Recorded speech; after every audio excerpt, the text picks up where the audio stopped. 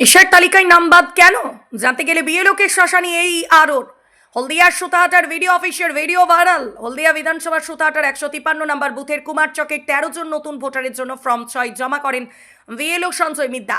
বিএলওর মাধ্যমে সেই সব ফর্ম জমা পড়ে অফিসে। তারপর একযোগে 10 জন বাতিল সংক্রান্ত ফোনে মেসেজ পায় এইআরওর তরফ থেকে। সঞ্জয়বাবু বাতিলের কারণ জানতে সুতাহাটা ভিডিও অফিসে এইআরও তথা ব্লকের বিপর্যয় মোকাবিলা দপ্তরের আধিকারিক সৃজিত কুমার মিশ্রের কাছে হাজির হন। বাতিলের কারণ জিজ্ঞাসা করতে রীতিমতো মারমুখী হয়ে ওঠেন এইআরও বলে অভিযোগ। বিএলওর সাথে বাতিল ফর্ম সংক্রান্ত বিষয় নিয়ে এইআরওর সাথে তীব্র বাদানুবাদ হয়, সেই ভিডিও সমাজ মাধ্যমে ভাইরাল।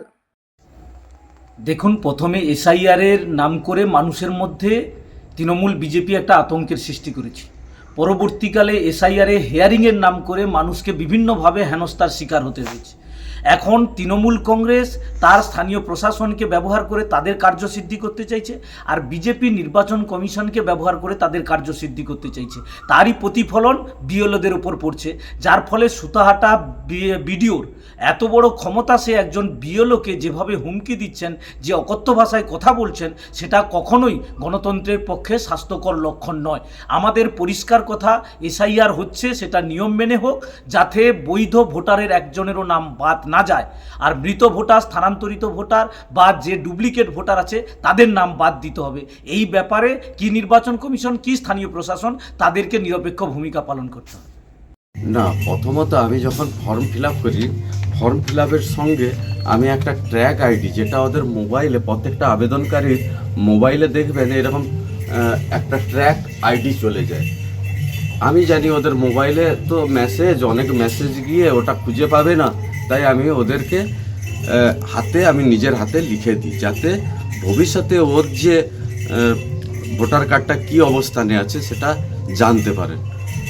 এবার আমি বলেছি 15-20 দিন বাদে বা 25 দিন বাদে আমার কাছে আসলে আমি এই ট্র্যাক আইডি নিয়ে তোমাদের ভোটার কার্ড যেখানে আছে বা কী অবস্থায় আছে সেটা আমি বলে দিতে পারবো।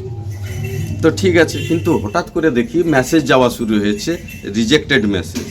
কিছু লোক আমাকে ফোন করেছেন। আমি বলি যারা ফোন করেছেন মূলত ওই 5 তারিখে হিয়ারিংয়ে। এবার আমি কি করলাম, এটা হচ্ছে কোয়েল প্রামাণিকের ট্র্যাক আইডি। আমি আজকের গিয়ে আমি বলি, তুমি আমাকে ফোন করোনি কেন রিজেক্ট হয়েছে বলে? দেখি আমি তোমার ট্র্যাক আইডিটা। এবার আমি এর ট্র্যাক আইডি নিয়ে আমি সার্চ করলাম। দেখুন, ইসিআই নেটে একটা ট্র্যাক আছে, সেটা থেকেই বোঝা যাবে কিভাবে। ইসিআই নেটে গেলাম, নেটে যাওয়ার সময় দেখুন এখানে কোয়েল প্রামাণিক দেখাচ্ছে। দেখুন 6 নম্বর ফর্ম, কোয়েল প্রামাণিক কত তারিখে ফিল আপ করেছে সেটাও আছে, কিন্তু 4/1/2026 লেখা আছে। 4/1/2026 ফর্মটা ফিল আপ হয়েছে 4/1/2026 তারিখে। এবার 4/1/2026 তারিখে ফিল আপ করেছে, 5 তারিখে হিয়ারিং হয়েছে। তাহলে এইবারে দেখুন, আমি যখন এটা মেরে দিলাম, মেরে দেওয়ার পরে দেখুন সাবমিট ডেট 4 তারিখ, বিএলও অ্যাপয়েন্টেড 4 তারিখ, ফিল্ড ভেরিফাইড হয়ে গেছে। এখানে রিজেক্টেড বলে কি দেখাচ্ছে, অ্যাজ পার ইয়ার। দেখুন, পড়ে নিন, দেখে নিন। সুতাহাটা ব্লক অফিসে নাম তোলাকে কেন্দ্র করে এক বিএলওকে চরম হুমকি দেন। তার নিজের দপ্তরে কর্মীকে এইভাবে হুমকি, মেরে পিঠের চামড়া তুলে নেওয়ার এই রকম ভাষায় এক ভিডিও তার বিএলওকে এই ভাষায় আক্রমণ করে। এই সরকারের আমলে রাজ্যে আইন শৃঙ্খলার যে কী অবনতি, আজকে এই সুতাহাটা ব্লক অফিসে না দেখলে কল্পনা করতে পারবেন না। লঙ্কাকাণ্ড বাঁধিয়েছে।